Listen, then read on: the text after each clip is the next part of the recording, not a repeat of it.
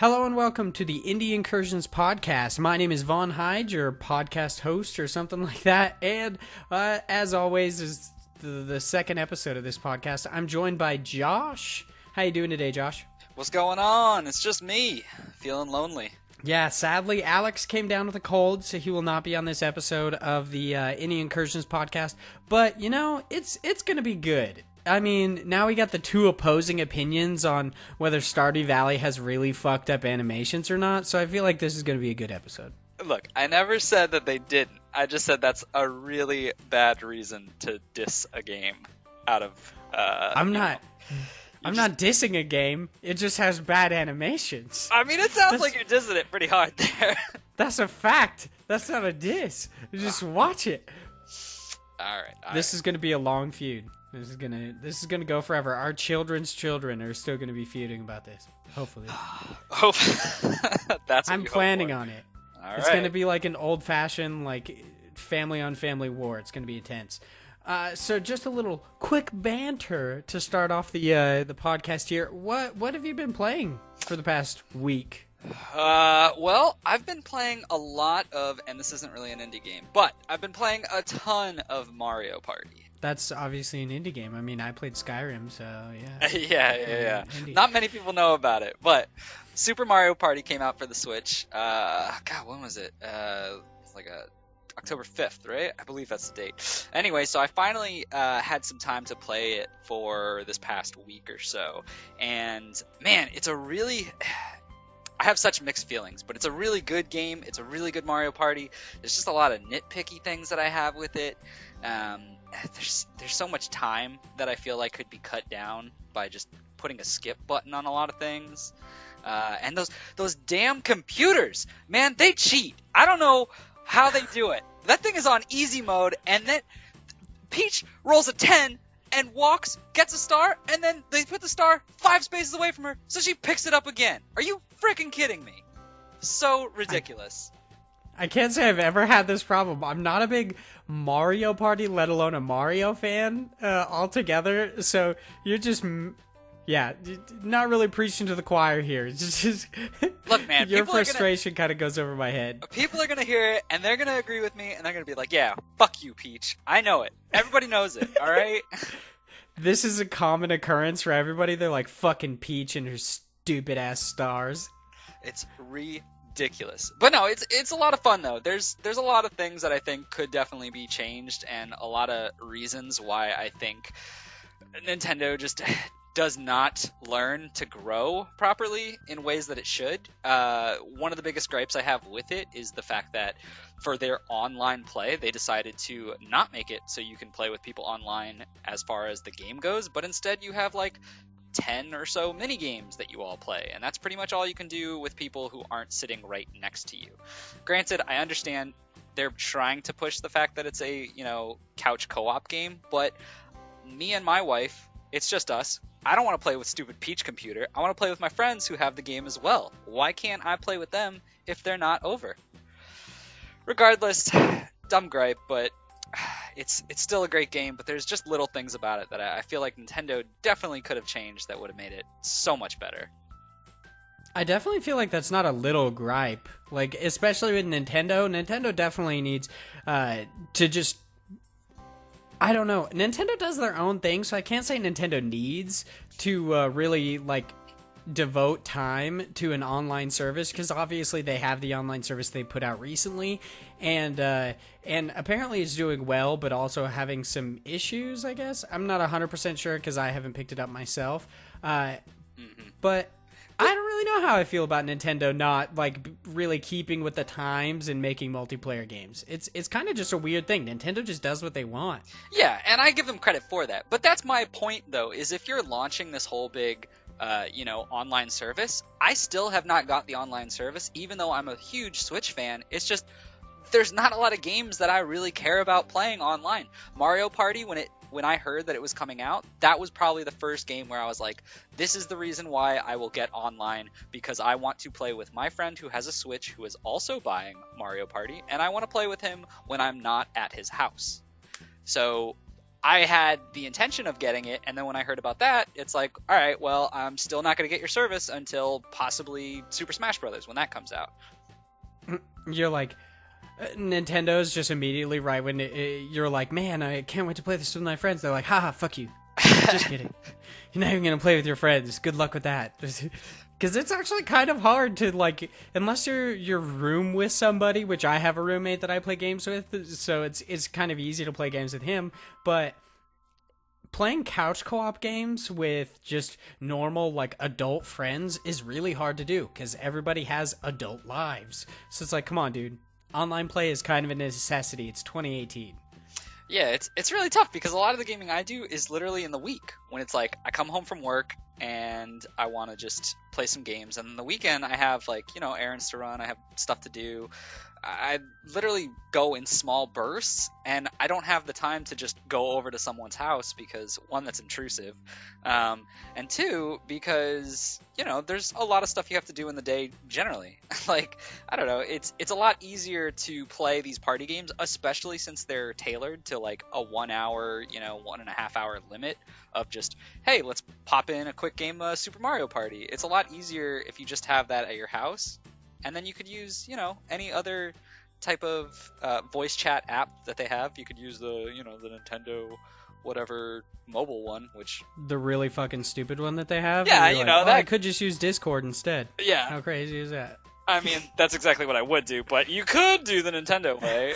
I mean, they could pitch that. There's going to be Nintendo fans that are listening to this, and they're like, hey, you little bitch, you're griping about Nintendo, and you don't even do anything with Nintendo. You don't got the online service? You don't use their app? You're just like, yeah, because it sucks. I know. I mean, granted, I'm a pretty diehard Nintendo fan, but that kind of shit just...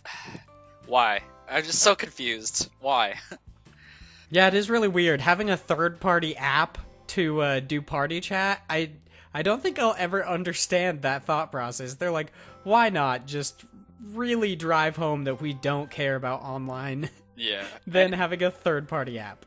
Yeah, and I know this is a huge tangent, but one of the things we talked about last week was that, you know, the Nintendo Switch coming out with, like, better hardware.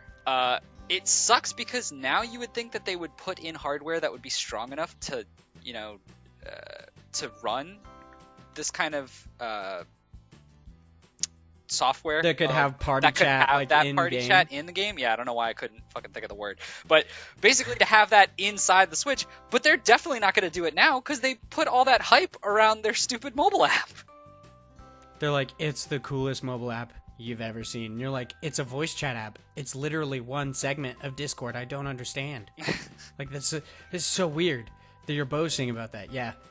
We could talk about Nintendo and issues with them for days. What I've been playing this week is because of our conversation last week about Dead Cells, I was like, man, I'm really going to pander to the people who like Chasm. So I bought Chasm. I've been playing it. Oh, nice. How is it? I actually really enjoy it. It actually kind of, like, I'm not going to give anything away because I really want to write this story, but it sparked an idea that I have for an article that I'm going to write soon. So if you're listening to this, yeah, just stay tuned for that article. But it didn't get, like, it got reviews that said it was good or great, but it didn't get amazing reviews like Dead Cells did, and I still haven't played Dead Cells, but it's a pretty decent game. And once again, tiny gripe that I have with this game that's just like my weird-ass gripes with Stardew Valley. Here we go. When you put on clothes, your clothes don't change. You're wearing the same outfit, you just put on a different like, I have a robe that I put on that increases my attack and defense, and I was like, cool. Because one thing I really like to do in games is just customize my character. I like to see the new armor. And his clothes didn't change. And I was like, what the hell? How hard could it be to change your clothes? But that's the small gripe I have with this, which is a little odd. The controls can get a little weird sometimes. It has like a backdash, but depending on which way you're facing, you can accidentally launch yourself into enemies, which I'm not the most coordinated person ever, so often enough, yeah, I'm going right into a fucking kobold or something like that. I just accidentally shoulder charge right into it instead of like backing away from it, which really sucks, but it's a really decent game. I like it. The pixel art is pretty fantastic. It's got a kind of a weird story intertwined with it. I'm not very far into it. I've probably only played like 3 or 4 hours, but so far I'm actually really enjoying it. If you guys want a decent like Metroidvania platformer, it's not actually Metroidvania. Sorry, it's just a platformer in general. It's actually pretty good. I enjoy it altogether. And of course, like everybody else, the fanboys that exist, I bought Call of Duty Black Ops 4, but I wasn't gonna buy it, and then I saw my roommate play Blackout, and I was like, crap, I gotta buy it. It's actually really fun. I'm enjoying it a lot. The one issue that I have with it is it's freakishly hard to mute people online, which is really odd. You like all of the user interface stuff, you have to go through kind of like weird like hurdles and hoops to even get to it. It's really uncomfortable. But I've had 2 people point it out to me now that you can actually, the coolest feature I think is that you can go into your settings and just have it to where anytime you get into a lobby, anybody who's not in your party, it'll just mute them. I'm like, that's so cool, because I hate listening to these stupid people, because of course it's always like, oh yeah, I banged your mom. It's like, really guys, you gotta lean into that stereotype. Okay, thanks. I'm so glad. Yeah, that's what I've been playing all week, is a little bit of Chasm and a little bit of Call of Duty Black Ops 4, so I'm enjoying both of them. So let me ask you this before we move on to some of the news. So Chasm, you said you've only touched upon about like 3 to 4 hours. Do you know how, like, roughly how long that game is? I don't. I know it's got a lot of replay value because technically they call it. It seems to be like up in the air whether it's that it's procedurally generated or procedurally assembled, which is kind of a weird like mix there, because generated means everything's generated through an algorithm, whereas the assembled means that they're handmade sections, but the order that they go in is different. Right. That is where it gets assembled. I'm not 100% sure how long it is. I'm only expecting it to be probably like 10 to 15 hours. I'll have to look into it. I'll probably have played a lot more by the next podcast, so I'll keep you guys updated, but I'm excited to play more. I can honestly say I wish it was better, because I've been waiting for it for years, but it's not bad at all. It's a great game. It definitely, yeah, I'm just gonna leave it. It's a great game. It probably deserved a little bit more praise, but I feel like that's kind of the issue in today. That's the issue that we face today, is just oversaturation of the market. There's just too many great games out and not enough time to play them. So sadly, that's happening. I could. But yeah, right. Never have time to play anything. For our first news story, which is just an amazing segue there, we've got LOVEKAMI Healing Harem official trailer, which is just the official announcement for LOVEKAMI Healing Harem. This is by far some of the today's news stories are probably the most uncomfortable I've felt, having to like just go through and look at stuff. You know that if you have to enter your age into Steam, you're like, this is gonna be some weird shit. This is gonna make me uncomfortable. I'm probably gonna cringe.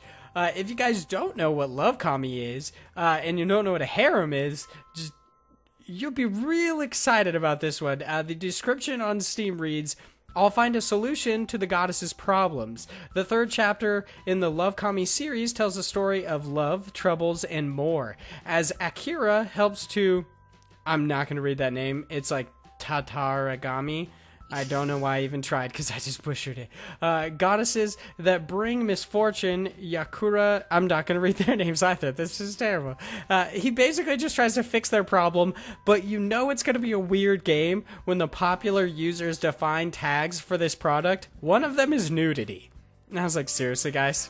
Really? I mean, it's definitely going to bring in some interesting clientele, but I don't know... Yeah, it's uncomfortable.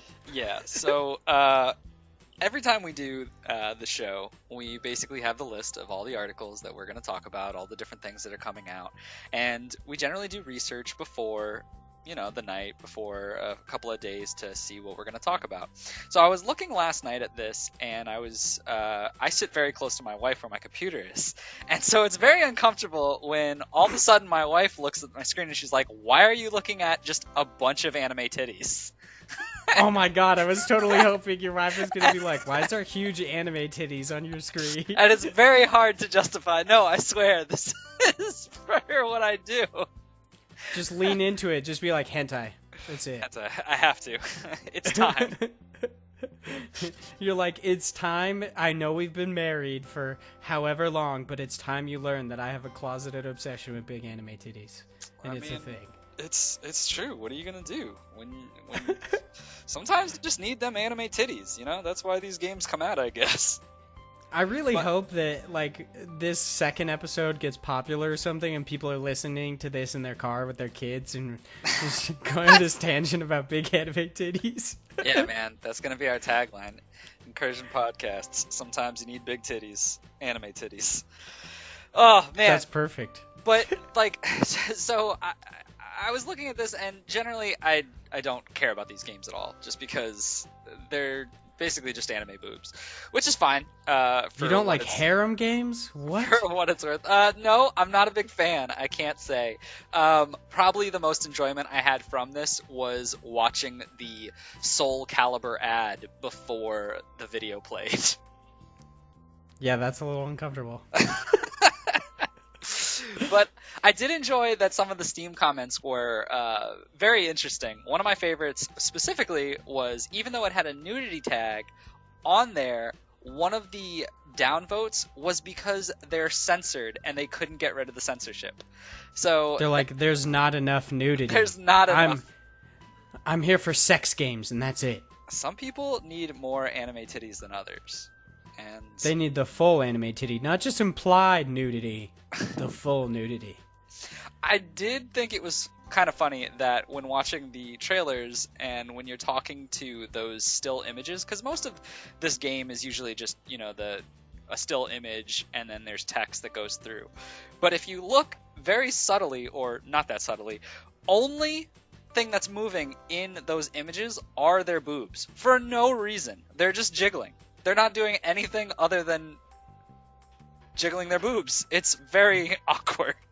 The reason is boobs, dude. They don't need a reason more than boobs. It's boobs. It's boobs. Alright, I think we've talked about this a bit much. Next story over on Polygon.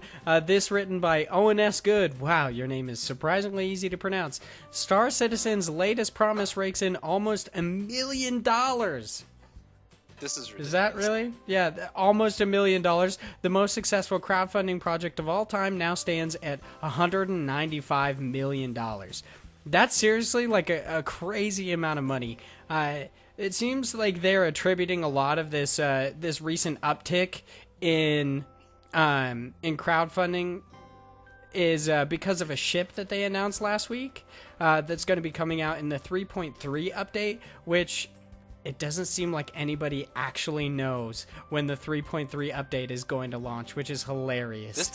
This is what blows my mind. There's so much money that people are sinking into this, and especially right now, in such short amount of time, and there is literally no sign of this being an actual thing. Like, I get it. There seems to be a lot of hype, and there seems to be a lot of people who trust the company that's creating Star Citizen, but Jesus, no launch date. That ship alone, they're charging you $330, I think it was. I believe the article said, and that's not even including the game. Yeah, I love that so much. It's called the Anvil Valkyrie. It costs $330 and doesn't include access to Star Citizen itself. And that's like, and that's not even like the one thing that they have that does that. I look through their like store, and there's like a ton of different random ships and little items that you buy, and they're all bonkers, like, expensive. I do not understand how, what is the hype? What is the hype? This seems way too much for what it will be, potentially. I want you to take a random guess. What year do you think that this was announced on Kickstarter? And I know you might be looking at the article. Please don't, and just guess. For this, I mean... Yeah, when do you think Star Citizen was announced on Kickstarter? So it's 2018. They've raked in about almost $200 million. I can't imagine that could be in a short amount of time. I want to say it has to be at least like 4-5 years. It's been 6 fucking years that this game has been in development, and I think it's hilarious.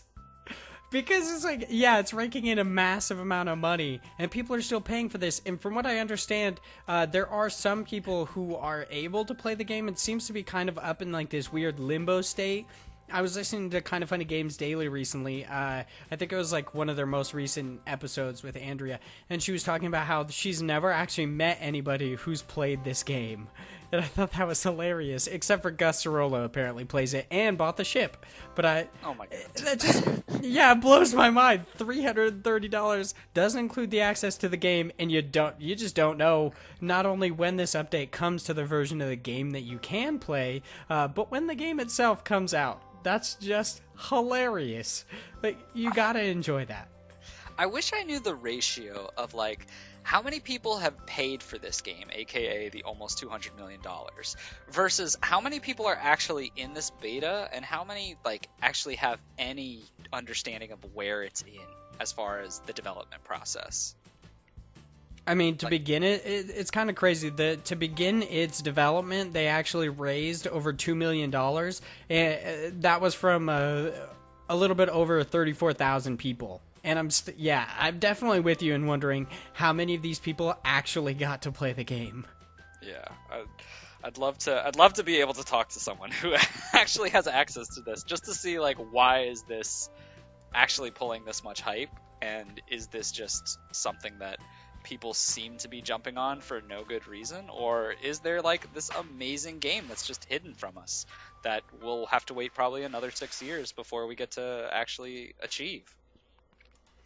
Did you see there was a news story, I think like a couple months ago, that there was actually a Kickstarter. He was a donator originally, and he wanted to get his money back that he had donated, and they wouldn't allow him to. And apparently it was a shitload of money. It kind of blew my mind. It was like a couple $1,000s, and they wouldn't refund him, which I thought was so funny. It's like, dude, it's been 6 years. You'd think that they would be a little bit lenient on the, like, you'd think they'd be able to refund some people, but apparently there's a lot of high, like, big people that are working on this, both as talent and as the developers themselves. Mm-hmm. But I'm excited to see what happens to Star Citizen. I hope it's a good game. I hope so badly that it's a good game. But I don't believe it's going to be. I hope for the sake of all those people who spent those thousands of dollars. I mean, if I'm spending $300 on a ship, I really hope it's a good fucking game. Like, I don't know. I really hope it's a good ship. I would love for that ship to come out and eat shit. Oh, Jesus. I don't know. I can't even. Seems like we've covered this story, just really driven it into the ground. For our next story, we are staying over on Polygon. I actually think it's written by the same person, which is crazy. This written by Owen S. Good. After 4 years in development, the return of Obra Dinn launches next week, and this is from the creator of Papers, Please. That would be Lucas Pope. This actually looks really interesting. It's got a weird, I guess, like, it's got a weird retro aesthetic that I enjoy, but I don't know if I ever necessarily play it just because, I don't know, it's definitely doesn't seem like it's meant for everybody.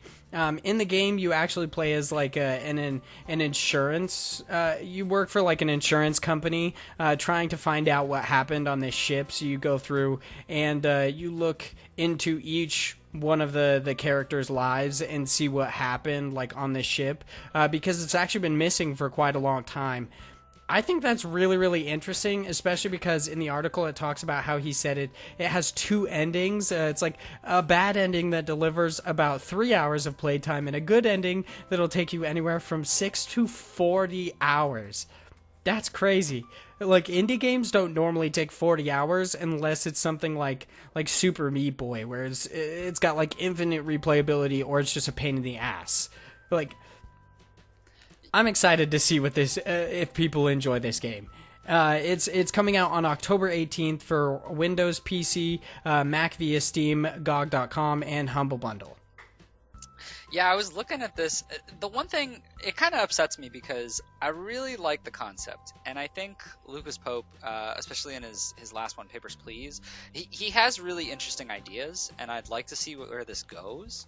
But the visuals to it, the graphics, although it's got that old-timey like look to it, which I'm sure there's a reason why he's going for more of that aesthetic, but it kind of hurts my eyes, to be honest. I was, watching the trailer, and it just visually did not look very well to me.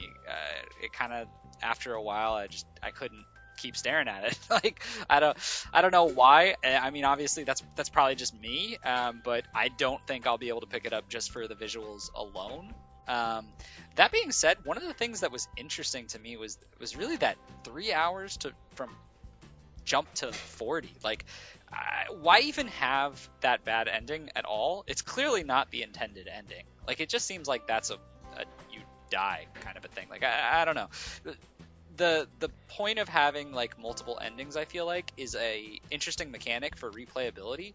But when you're pushing for one ending that literally is just like not even a tenth of the game, it just kind of seems like that's not really an ending. It just seemed like it's more of a cop-out of like, I'm done playing. I would assume it's something similar to how like a game like Gone Home, you can finish that game in like 20 minutes, but you could also, I mean, the disparity is it's pretty. When you think about it in the bigger picture, 20 minutes versus like 6 hours is a pretty big leap, just like the couple hours to like 40 hours. But I'm assuming it's like, if you want to get the full story, everything that happened, you really get into this game, that's where you're going to get that 40 hours. But that 6 hours is just like, it's just you playing. You're like, oh, okay, cool, let's see what happened. Oh, these guys, they died. That's what happened. They're pirates or some shit. Yeah, just you're a bad investigator. Like, nah, they died. We're done. Like, good job. Yeah. You're really just not good at your job. You're just like, well, they dead. So, I mean, did we even need to worry about it? Like, who we paying out insurance money to? They did. The end. What a great game. Yeah, I know. I really I think that would be a really satisfying ending for this amazing, like, 4-year wait. Would be just, yeah, this guy's real shitty at his job. That's the ending. I'm sure he's loving this. Yeah, it's a shame that the visuals for me just aren't really cutting it. I think the concept is cool. I'd love to hear more about it as it goes on and to see really the story of it, but I can't see myself picking this one up. Yeah, neither can I. The way they describe the graphics for all listeners, because I was going to say for all podcast listeners, but yeah, we don't have a live feed. So the way they describe the graphics is it's nodding to low-res digitized visuals of the Macintosh adventure games in the late 1980s.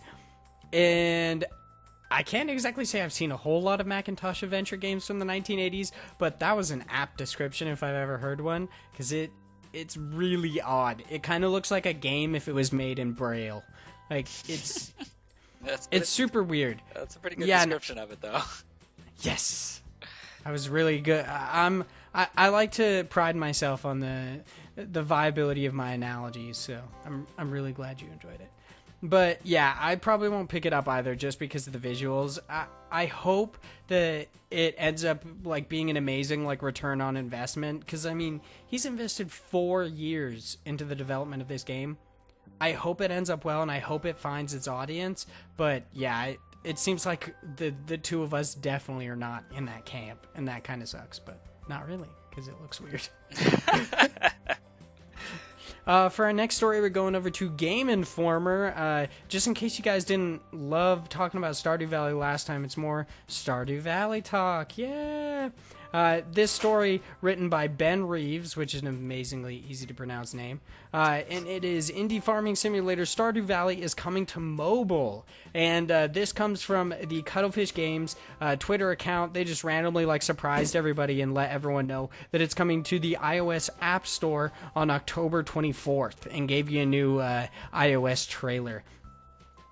Once again, probably not going to play it myself, but seriously, this game is crazy accessible. You can play it on your phone now. Everyone thought it is a big deal that Fortnite is now available on mobile, but it also is quite a big deal that smaller games like Stardew Valley are also coming to mobile. It's not exactly smaller. There's a shitload of content in Stardew Valley, from what I understand. But I'm excited that more indie games are getting popular on Steam and stuff like that, and then they're branching out to basically everything. They're going to PS4, Xbox One, Switch, and now they're moving to mobile. And I think that's awesome, which means that maybe some mobile indie games that are really good, like Florence, might eventually come to consoles. I hope it does, because I really want to play Florence, but my phone's a piece of shit. So I've never heard of Florence. Yeah. It's this weird, it was I think they describe it as a kind of point and click / puzzle game, where it's a girl who is experiencing love for the first time, which is really cool. I have heard about this. I can't remember from where, but one of the shows that I listened to mentioned something about this. It's really critically acclaimed. People really, really like Florence, and I really want to play it, especially because I'm kind of like a hopeless romantic, probably not in practice, but definitely in ideals. If you ask my girlfriend, yeah, probably not in practice. But I'm excited. I hope this ends up well. But yeah, on Florence, I really hope it comes to consoles. I like how this story went I know. Let's talk about Stardew Valley being on iOS, and then I'm like, dude, Florence, though, I hope it comes to consoles. I think we're just Stardew Valley'd out. After the last episode, it's been a bit much. But, here's the thing. Major congrats to the Chucklefish team, because they deserve it. They're doing well. It's great that they're getting it on so many devices. That's pretty much the future of gaming, is if you want to succeed as a game, you have to get it to all of the different audiences, and there's no better place than phone. Everybody has a phone. That being said, I hate the fact that that's happening, because I hate playing games on my phone, just because it destroys my battery life, and I generally would rather just play it on my PC or my consoles. But congrats to them. Once again, probably will not pick this one up either. I would be much more likely to pick this up for the Switch than I would the actual iOS device. But, hey, good for them. Yeah, I really hope it goes well for them. I'm excited for the trend of games coming to mobile, but yeah, just like you, not only does it destroy my battery life, but my phone's just not good in general, so I'm definitely not going to be picking up anything pretty much on my phone. So we're staying on Game Informer for our next bit of news. This one I'm actually super excited about, especially because I'm a massive fan of physical games, physical media entirely. It's Hellblade: Senua's Sacrifice receives a physical release. This written by JP Gembors. Okay, dude, I just butchered your name. But it looks like the physical release is going to be coming out on December 4th for $29.99. The Xbox release is going to be headed by Microsoft, of course, and the PS4 edition is going to be done by 505, it seems. I'm super stoked for this because I did not play Senua's Sacrifice. I haven't yet, even though I could have picked it up digitally on either PC or PS4 or possibly Xbox One. Not 100% sure. Did you play Senua's Sacrifice? I did not, but this release definitely opened my eyes to it. I had no idea that this was around. The concept is crazy cool. I love the idea that you're, for the most part, pretty much insane playing this game. The fact that you basically have psychosis issues, and you're going through, and there's voices in your head telling you to do things, and you're having these hallucinogenic visions throughout playing a video game, makes the story just so much impactful, just because of, in a game you generally know what's going on. You generally know that you're a specific character, here's your mission, you have to do this one thing. But when you put into this mix of, you really have no idea who you are or who the world is around you, it just opens up a world of possibilities. So I don't care too much about physical releases. I'm not on that train, but I did like this piece of news just because I might actually pick this up just from a digital copy, because what a strange concept. I'm honestly surprised you hadn't heard about this. People were like gushing over Hellblade last year.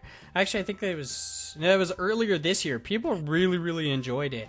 I also really enjoy the fact that it deals with just mental illness in general. I feel like that's kind of left out of games nowadays. Like they're slowly working in more of social issues, especially if you guys read my Life is Strange 2 episode 1 review, they're bringing in a lot of social issues that came with the recent election and everything. I'm glad that games are really starting to include more of the real world into them, if that makes any sense. Just making everything seem a little bit more real, a little bit more grounded. And what's more grounded than mental illness? Because it's not that crazy of a thing. Like the whole world like struggles with it. So yeah, and from what I understand, a lot of the gameplay mechanics are really like heavily based in the whole mental illness theme. Because I think how like in a game like Arkham Asylum or something like that, where the combat, it gives you it tells you when somebody's going to attack you. In this, people recommend you wear headphones because the voices will tell you that people are coming up behind you. And I think that's so fucking cool. That's such a weird way to bring in not only like the themes of psychosis, but also bring it in to a gameplay standpoint. And I think that's really awesome. And once again, I'm a huge fan of physical games, so get on the freaking train, Josh. Jeez. Physical. Yeah, just buy some freaking physical games. No, it's okay. For the most part, so I used to be that way, especially when I like first got my Switch, and then when I realized I had to take out the cartridge, put another one out of the box, put it in, change it up, when I could just click a button and it'll always play. It's okay. I'm not that much. So lazy. I don't. Can't believe it. That is the future. Welcome to the future, baby. We get to click buttons and things happen. Yeah, that is pretty nice. I loved when I worked at GameStop, a lot of people would come in and they would purchase physical games thinking that they would actually have some sort of data like on the disc that would keep them from having to like put a massive amount on their PlayStations and stuff like that. And I'm like, nah, dude. It's all the same. That's what I mean. It's you download this full game onto your fucking PlayStation. It sucks, but yeah. Yeah. I just like to have the disc to look at. I mean, whatever helps you sleep better at night. That's okay. I'll click buttons and not have to wait to unload things and put things back in. Not for me. It's okay. Yeah, that is pretty nice. I mean, the advantage to digital is never having to worry about like breaking your disc or anything like that. Which, yeah, it's pretty nice. Plus, if you're lazy, you can just fucking click 2 buttons and you get to play your new game. Yeah. So. I will say the only reason that I ever did like keeping copies was because back in the day I'd be like, all right, well, at least I'll get $1 for it when I return it at GameStop. But, what's $1 really worth? Then I have to actually get up and drive somewhere. It's just not worth it. Welcome to the future. Yeah, that's very true. For our next story, we are staying on Game Informer. This written by Matt Miller. Get a first look at surreal adventure game Creaks in its debut trailer.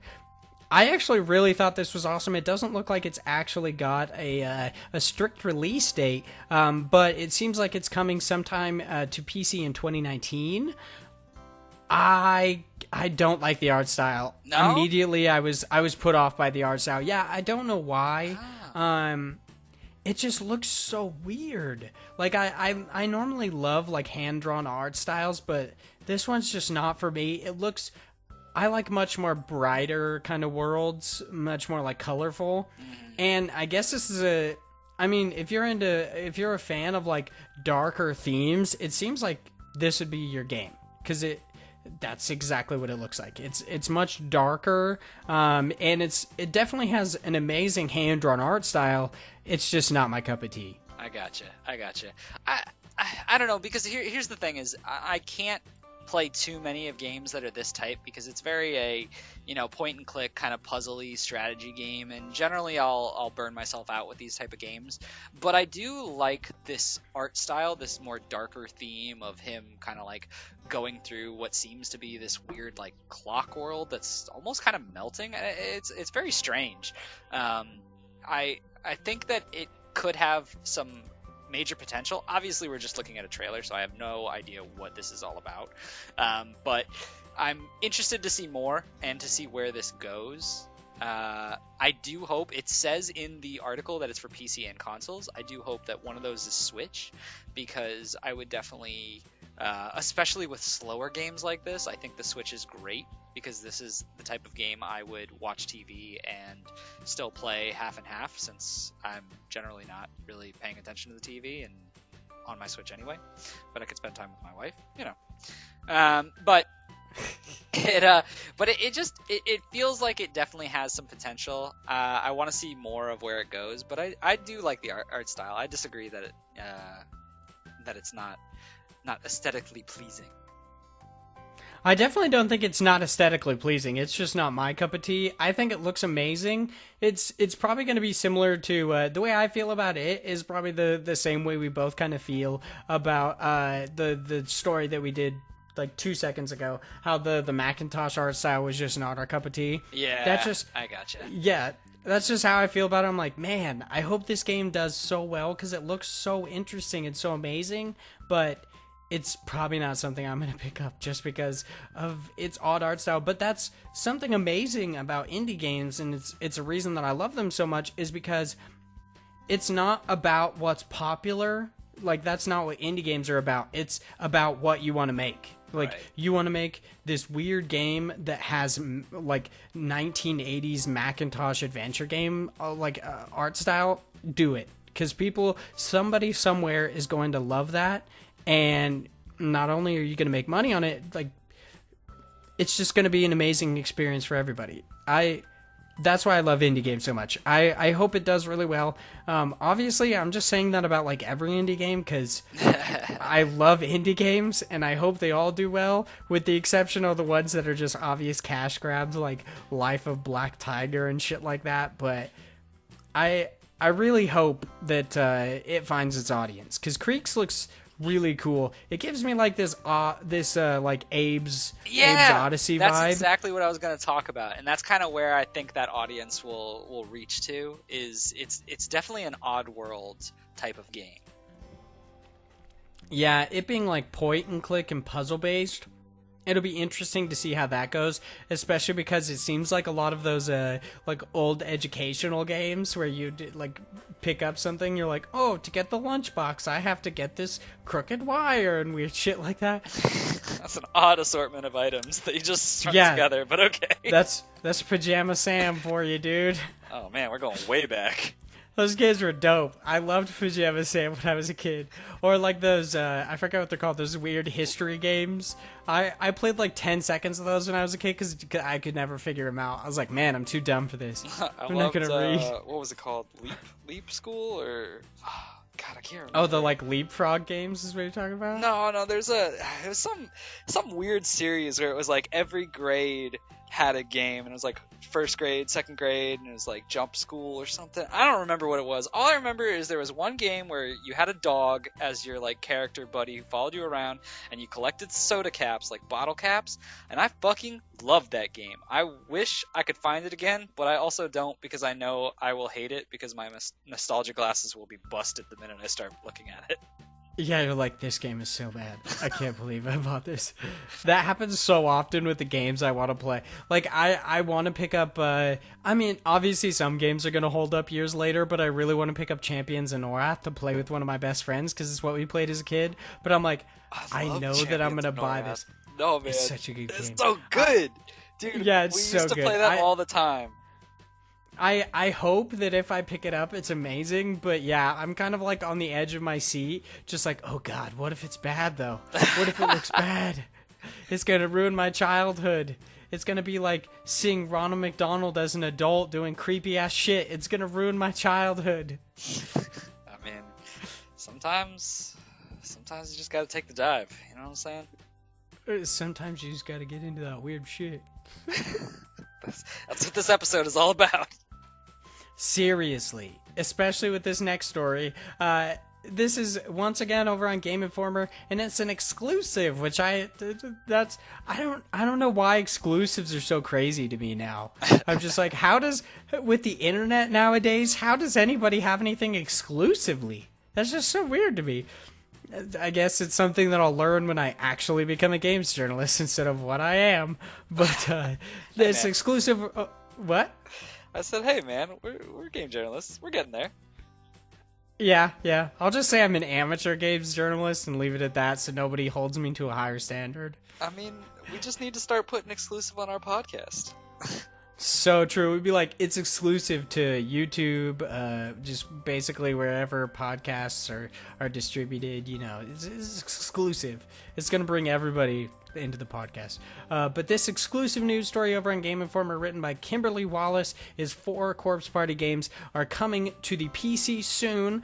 These Corpse Party games being Book of Shadows, Blood Drive.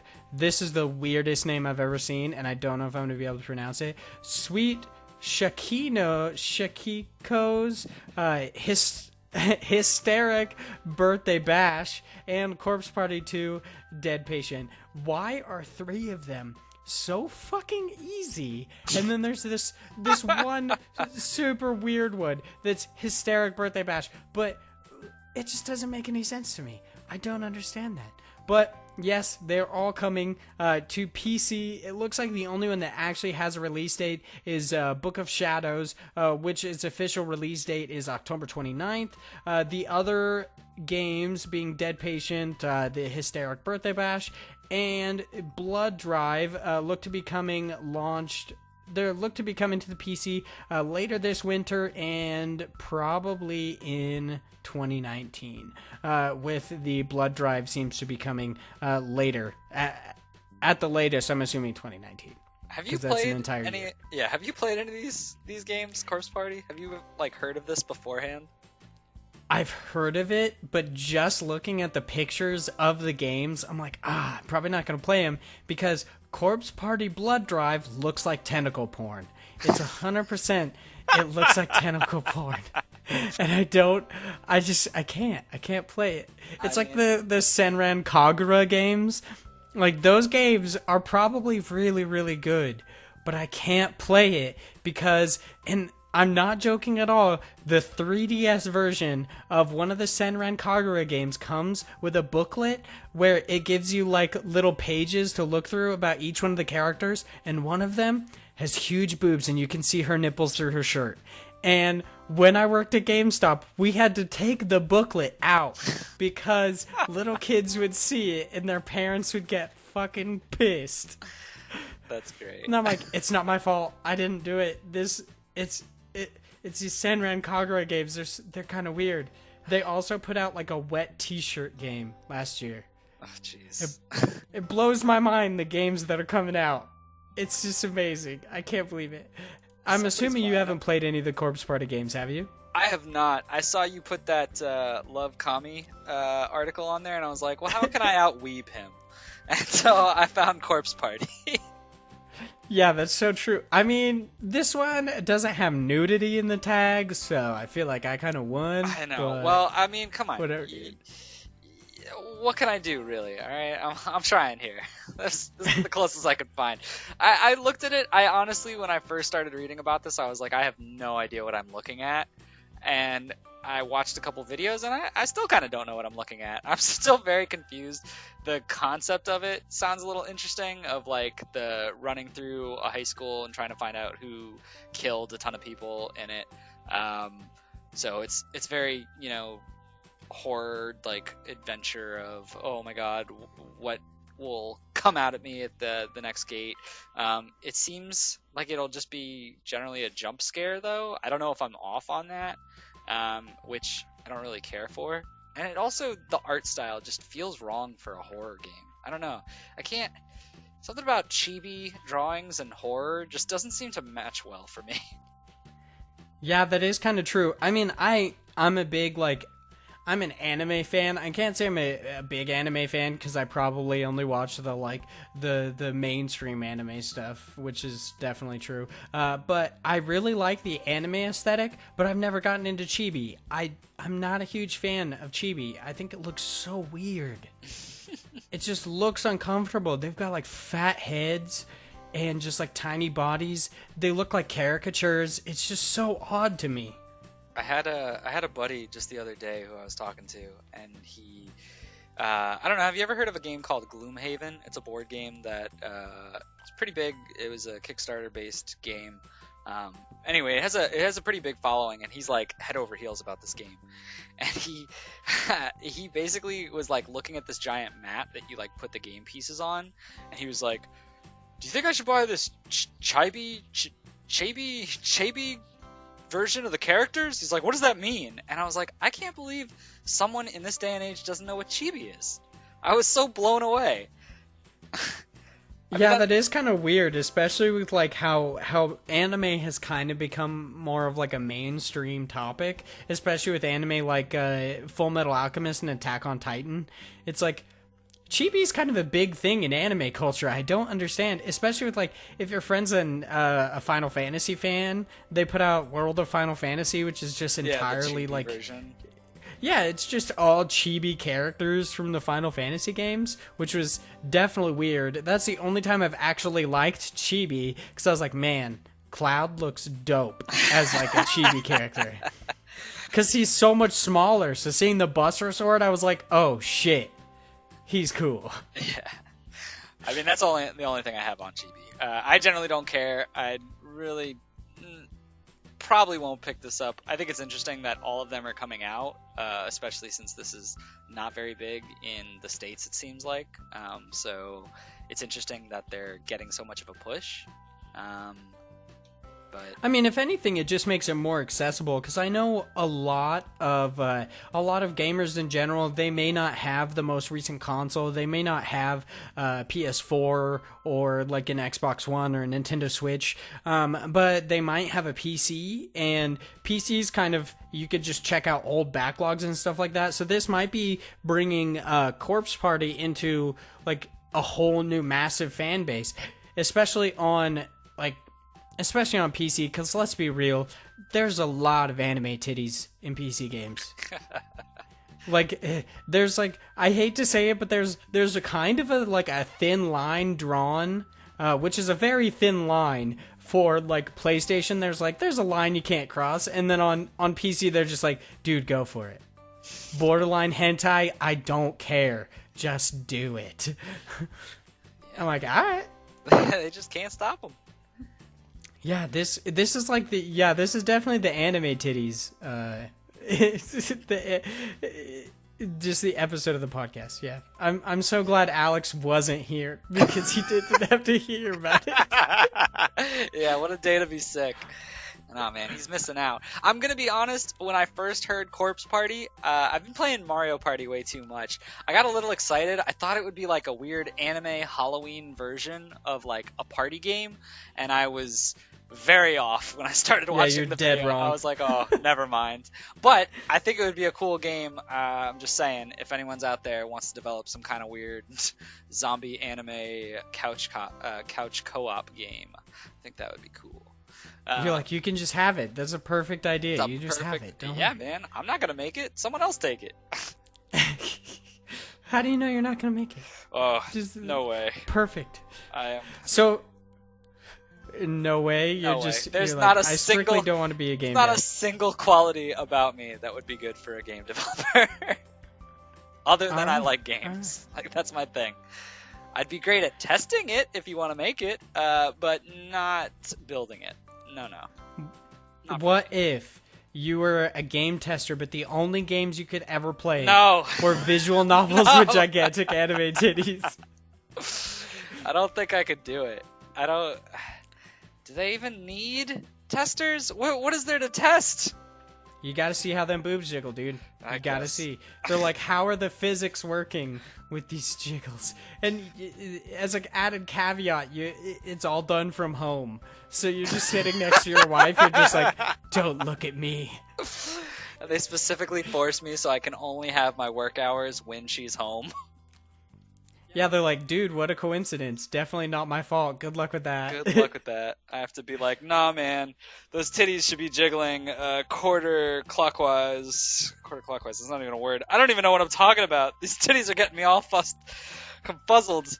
Ugh, making up words. I don't know what I'm doing. No, we're moving on.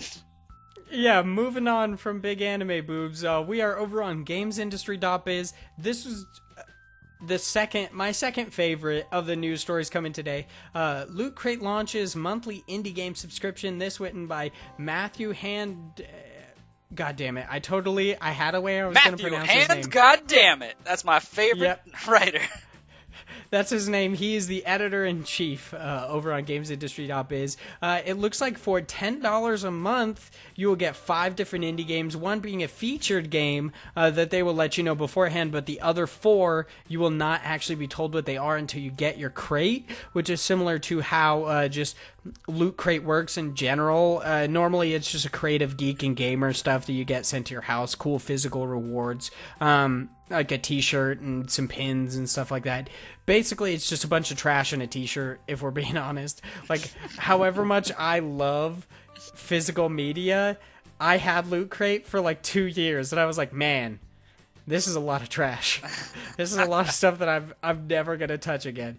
But a spokesperson for Loot Crate has said, it looks like it's Eric Reynolds has said, we want to solve 2 problems with Loot Play. We want to help subscribers find new games that are curated with a focus on creative new voices, and we want to help these independent studios reach new audiences through our large network of looters. And I was listening to Kind of Funny Games Daily today, and they laughed at the fact that their group of people is called looters. It's kind of like the deplorables. You're just like, this is a terrible name. Why would you call your people that? That's so uncomfortable. I don't know, man. Looters it is. I like it. I think it makes sense. Yeah, I don't know why they do that. It makes sense, but I don't know why they do that. It looks like the first featured game is going to be Crossing Souls, which I thought was hilarious because then the editor-in-chief says, which is being published by Devolver Digital. It was published by Devolver Digital. It was published a while ago. So it came out like last year, I'm fairly certain. So it's actually it's a good game. It gave me a lot of like Earthbound vibes in story, not in gameplay, of course, because it's not like an isometric RPG. But it was really fun. It's about these kids who get I don't want to ruin anything, but it's a bunch of different like 80s themed movies all put into one, like Stand By Me and some other games or other movies. Really good game. I'm definitely going to be subscribing for this for just $10 a month, 5 indie games. That's awesome. Yeah, first off, for the Crossing Souls topic, this actually just recently came out to Switch, and I was like, oh man, I really want to get this because I hadn't had a chance to try it when it first came out. It looks super interesting, and I think the fact that this game itself is $15 makes the Loot Crate so worth it.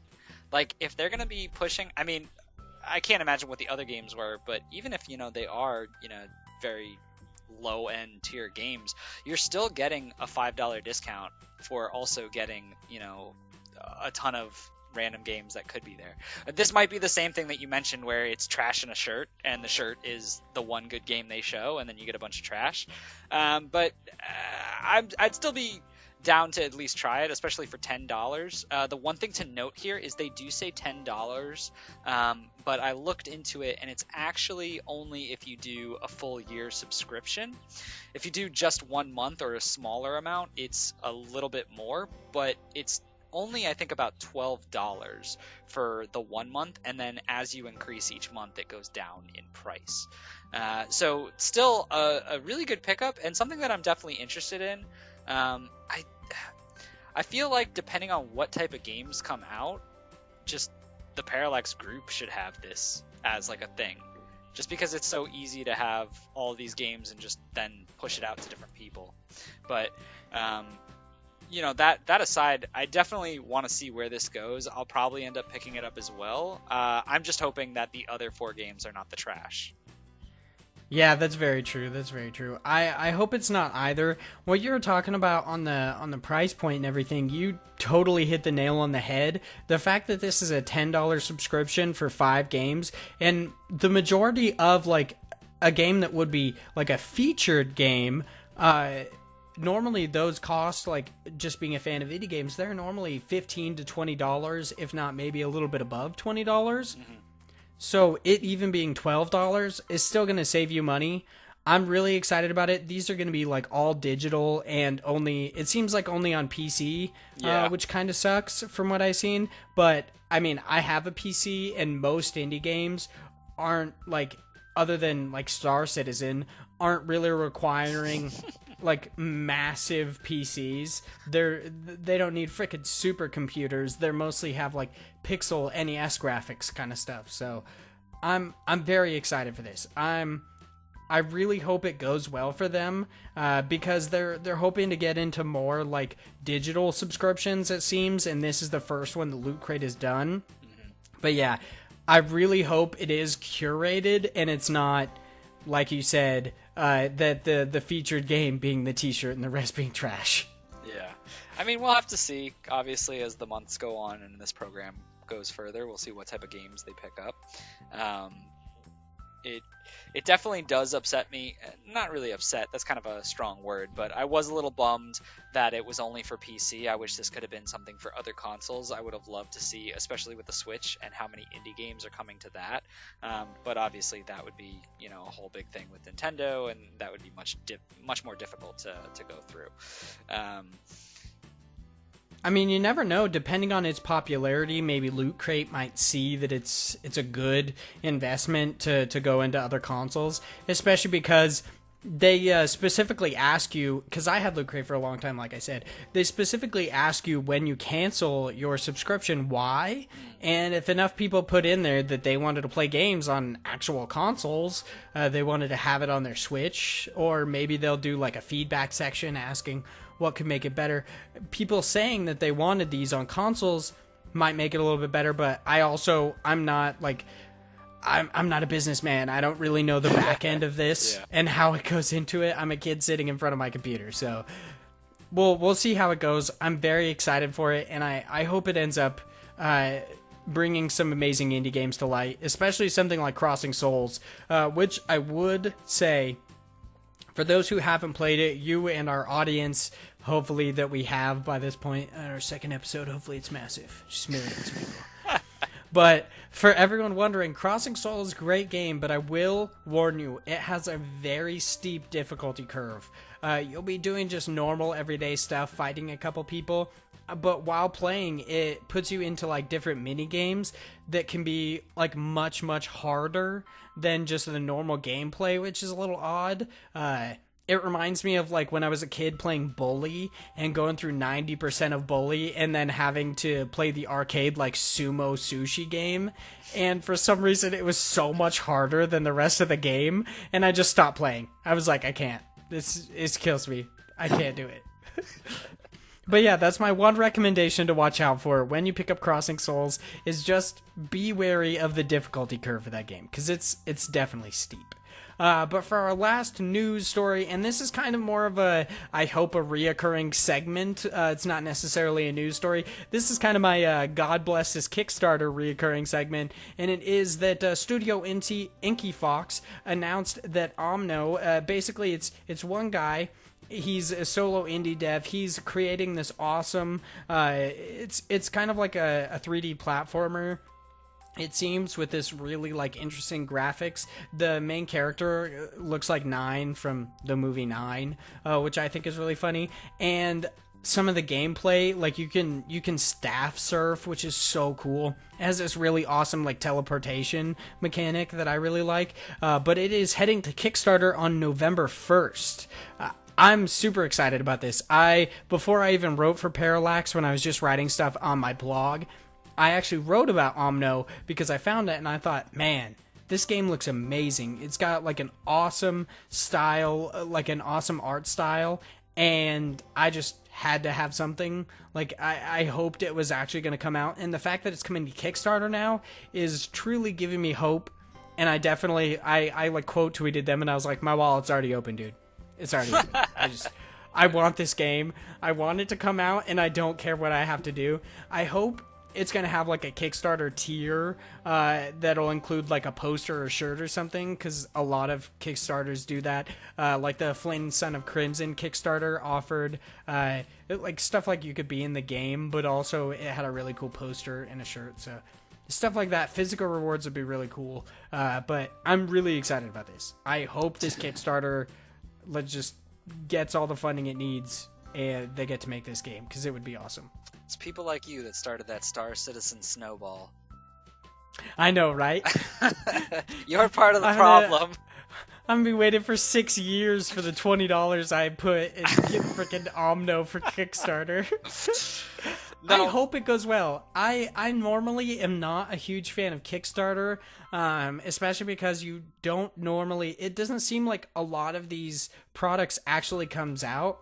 They actually come out. It seems like like the ones that do are so worth it. Yeah, they're so cool. Kickstarter. Like, there's so many gamble. games that come out of Kickstarter. Yeah, there's just so many amazing things that come out of Kickstarter, but of course, you always hear the really shitty ones that are like, oh, this guy made a revolutionary blender on Kickstarter, but it turns out it was just like a scheme, and he made hundreds of thousands of dollars or some stupid crap. Right. Yeah, I mean, and that's generally why I don't back anything unless I see, like, the actual developers have created something that's, set there. It's not just a concept idea, because I at least want something more physical to be able to, like, okay, yeah, this definitely has potential. This is what I want to go for. And with Omno, this is definitely one of those games. I will say, looking at it, it definitely has a very nice look to it as far as the worlds go. My one concern is the fact of how you traverse through the game, those warps, and the fact that you're on that, I guess it's like a broom, his staff. It's like a light staff. A light staff? Okay. In some other gameplay that I've seen, it looks like some of the puzzles that are in the game actually like involve the staff and you transferring light between like different spheres and stuff like that. It's really cool. Yeah, so like my one concern with this, especially with games that have this kind of movement, is if you have a game where you can get from point A to point Z on the map very quickly, it means that you have to make the map much bigger. And my only concern with that is, does the map become repetitive? Does it become, more of the same thing over and over, because they're obviously not going to make everything unique if you're warping past it. That's a pretty nitpicky thing, but it's just something that I'd like to see how they deal with that. That being said, from the few mechanics that I've seen with the trailer, it does look like something I would be willing to say, like, here, have some money to give me the eventual, beta or whatever release you get, because it has potential to it. I don't know what it will actually come out to. It's like, again, we mentioned with Kickstarter, I think another gamble, but I mean, you seem to have been a fan of this from way before, so obviously there's more reason to be more trusting of this. At least I hope. I'm just a voice of reason to all of our amazing listeners. I love that this is like, it's less of an indie games podcast and more of the nitpicky podcast. Yeah, I mean, well, It's like, that's kind of where you have to be with this, especially when it comes to indie games, is like you're working for these games towards a specific audience. A lot of them are making that nitpicky, like, this is what the game is for. It's not trying to appeal to everyone. It's trying to, like you said, we're trying to make the game that we want to make. And if we're going to be, consumers or those indie game players, we're going to have the same kind of style of, I want my nitpicky things. yeah, that's very true. That's very true. Especially because, like, indie games, it's hard to find one that just completely connects with you, because obviously, like, just like every person has a different personality, we're completely different people. Every indie game is like completely different from the last because the person who created it has put so much into this game. So it's hard to find something that you really, really connect with in games in general, let alone with indie games. So yeah, you're definitely right that nitpicky is definitely the way you need to be with indie games, which is kind of funny. I really hope that this Kickstarter gets all the funding it needs. It looks really cool, and yeah, I will agree with you that I hope it ends up, because the traversal seems so easy and so smooth, that it doesn't just make the world larger, but ends up like really like hurting the rest of the game. I thought you were going to go in a completely different direction with that, which is kind of interesting. You were talking about how it's repetitive. My like biggest concern with the traversal of the world and it being so seemingly so smooth and easy is that people might not actually like interact with the world. They might not actually look at it. They might just go from point A to point B or Z or whatever. So now we're going to head into our indie games release schedule, and as you said last week, it would be a lot easier if I separated them into platforms. So I decided to be a little bit less lazy and separate them into platforms for everybody. So this is between, yeah, right? Now you can actually just listen for your platform. We have, this is from October 14th to the 20th, and get ready for me to mispronounce a whole lot of shit, because that's just how this is going to go. So for multiple platforms, this being PS4, Xbox One, and Switch, the only game actually coming out for all of them as far as I could see. And just to let you guys know, this is not a complete list. There are some games that aren't on here. It's just kind of the best an amateur games journalist can do in the limited amount of time we have. But on October 18th, what were you going to say? There's way too many games to play them all anyway, so just go with our list. It's fine. Yeah, that's a great point. Just play the games that we have, okay? God, just listen. So we've got Sinner's Sacrifice for Redemption coming to PlayStation 4, Xbox One, Switch on Thursday, October 18th, 2018. Now moving on to PS4 and Vita. We've got Palm Reading Premium on PlayStation 4, Monday, October 15th. Overload on PlayStation 4, Tuesday, October 15th. Phobos Vector Prime, The First Ring for PlayStation 4 on Tuesday, October 16th. Fast Striker for PS4 and Vita, Tuesday, October 16th. Pipe on PlayStation 4 on Wednesday, October 17th. Halloween Forever on PlayStation 4 and Vita on Friday, October 19th. Riot Civil Unrest on PlayStation 4 on October 19th. That would be this Friday. Moving on to the Xbox list, we only have one game which actually released on other consoles last week, and it is Home Sweet Home on Xbox One on Tuesday, October 16th. Now for the massive amount of Switch games, because why freaking not? There's like a million. Just kidding. There's probably like 15, but whatever. X-Order on the Nintendo Switch on Tuesday, October 16th. Daru, I think, maybe. Daru, The Art of Cooperation on Switch Wednesday, October 17th. Blackbird, Switch, Thursday, October 18th. Drift Legends, Switch, Thursday, October 18th. Mamunga Pinball Adventures, maybe, is the way you say that, on the Nintendo Switch, Thursday, October 18th. Personality and Psychology Premium, Switch, Thursday, October 18th. Spencer on the Nintendo Switch on Thursday, October 18th. Siberia 3, Switch, Thursday, October 18th. The Room on Nintendo Switch, Thursday, October 18th.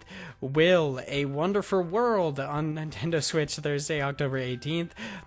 Zervot, maybe. Zervot is what I'm going to go with. On the Nintendo Switch, Thursday, October 18th. Pizza Titan Ultra, which just sounds amazing.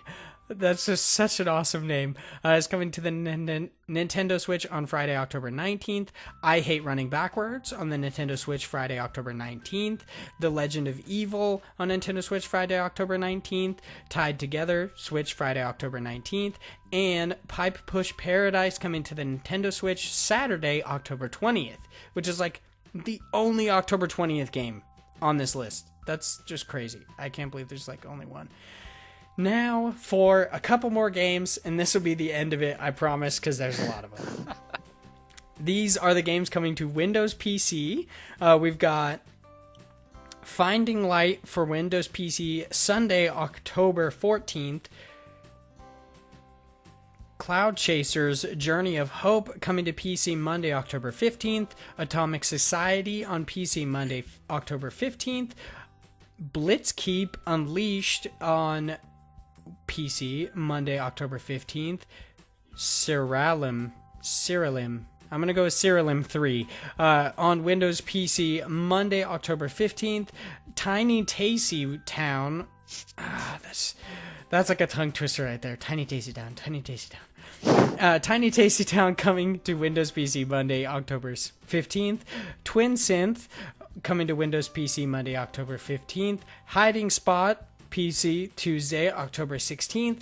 Second, Windows PC and Android, actually. That's the only game on Android in this list, which is a little odd. Coming to the PC and Android Tuesday, October 16th. Cateu, something like that. It's about cats, dude.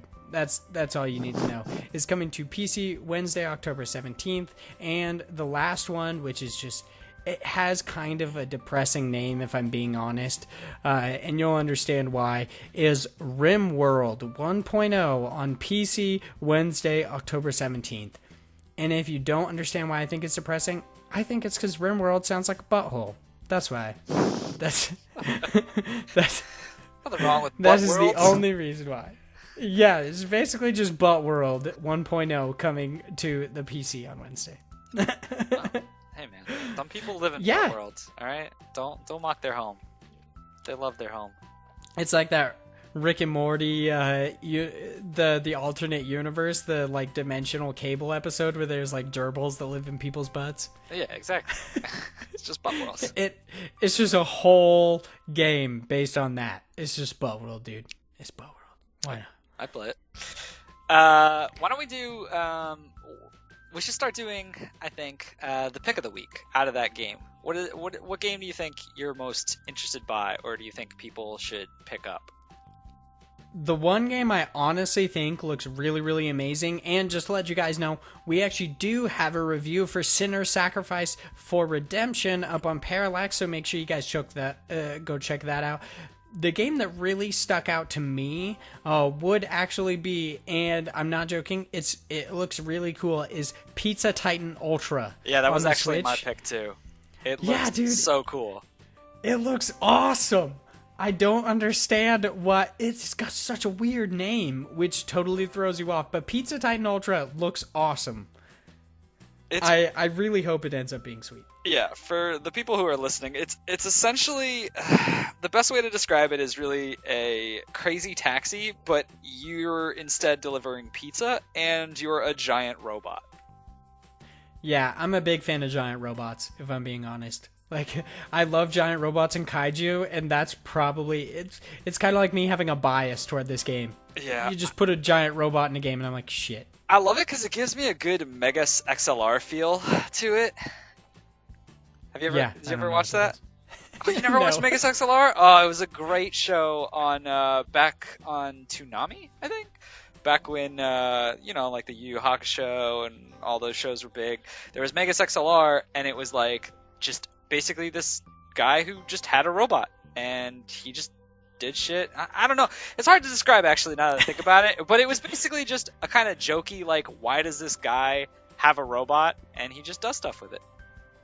And he just does stuff with it? He just does stuff with it. It's probably the worst description of Megas XLR. I haven't watched the show in so long, but it just reminds me, the art style of it, the like wacky, like cartoony vibe to it, of it being like a Saturday cartoon kind of like thing, even though it's giant robots destroying things. It has that feel.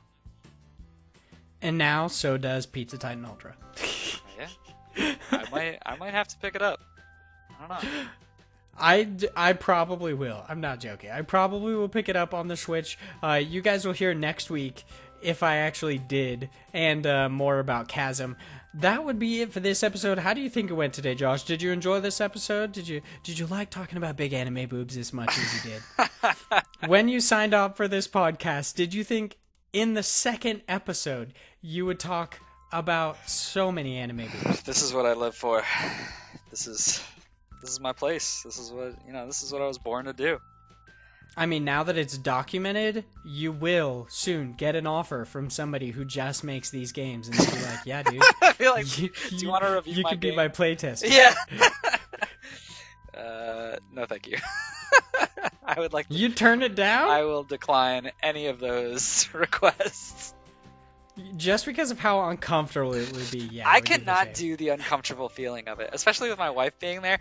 Dude, I was watching Big Mouth, which is a show on Netflix, and it's basically a cartoon, but it has very adult themes. It's about growing up, and there's just a ton of like scenes where there's like tits and like naked people, and I was on a plane watching it, and I didn't realize what I was getting into. I was so embarrassed. I was like freaking out that people were looking at my phone, and I was like, Jesus, I look like the biggest fucking pervert. There's just like tits on my screen every 5 seconds. But you kept watching it, didn't you? I did.